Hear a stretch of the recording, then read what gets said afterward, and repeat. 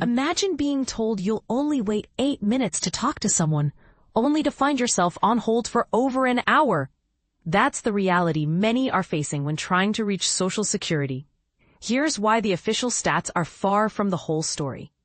According to Social Security Commissioner Frank Bisignano, the average wait time for callers in July was just 8 minutes. We had a bold goal of single-digit wait time on the calls when they were at 40 minutes. He boasted at an Oval Office event with President Donald Trump, celebrating the agency's 90th anniversary. And we did that. This is my 100th day. We did that within 90 days. But here's where it gets controversial. Those who have tried to contact the agency recently might beg to differ. The average speed of answer, ASA, the metric used to measure wait times, doesn't tell the whole story. Experts say it can be misleading because it includes both the time spent on hold and the time spent waiting for a callback. About 74% of calls are handled via callback, which can significantly skew the statistics. Kathleen Romig, Director of Social Security and Disability Policy at the left-leaning Center on Budget and Policy Priorities, explains that the ASA doesn't reflect the actual experience of callers. It doesn't reflect the reality of people who are calling, she said. The average hold time was 22 minutes last month, while the average time to receive a callback was 59 minutes. To put this in perspective, CNN tested the 800 number over several days and found that the stated hold time just after the service opened at 8 a.m. was only 3 minutes, but it ranged from 40 to 90 minutes at other times. This discrepancy highlights the complexity of measuring wait times accurately. Social Security has had a particularly busy stretch lately. A new law increased benefits for nearly 3 million public sector workers, and an agency-wide overhaul pushed by Elon Musk's Department of Government Efficiency has raised concerns among the program's 74 million beneficiaries.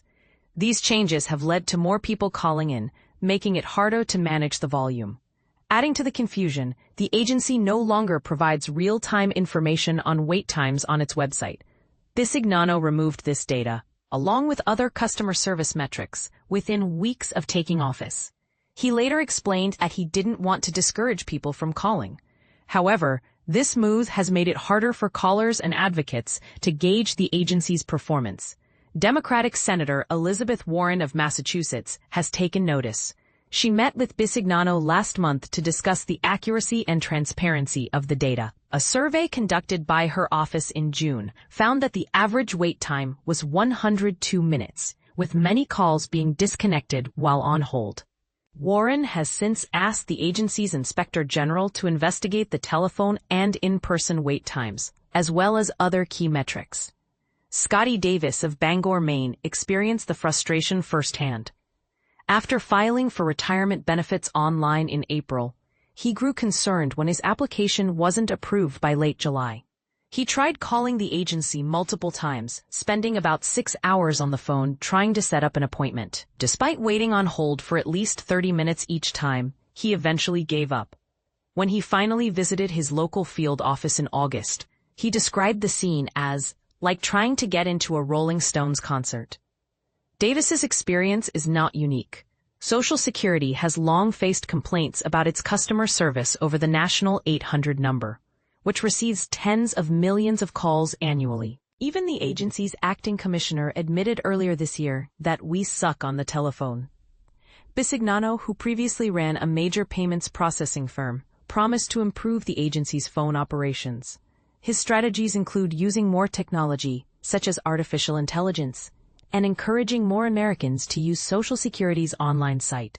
One of his first moves was to increase the toll-free number's workforce by 25% by shifting field office workers to the phone lines. This led to a dramatic improvement in wait times in July, when the phone service assisted over 400,000 additional customers compared to the previous month.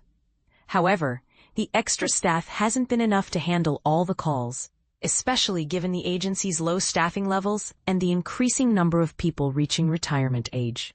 Jessica Lapointe, president of the American Federation of Government Employees Council 220, which represents 25,000 employees in field offices and teleservice centers, noted, "There are too many calls and too few of us."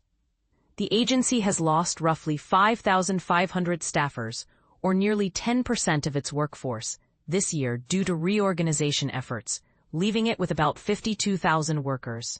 Union officials argue that while the increased staffing has improved phone service, it has come at a cost.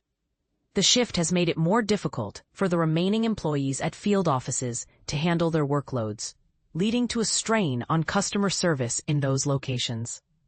Bisignano's decision to bolster the call center workforce highlights the challenges that arise when thousands of employees are pushed out. When it came time to improve service on the phone, the very first tool they reached for was dramatically staffing up, Romig said. However, any improvements in phone service may be unsustainable and have come at a cost to other areas of the agency.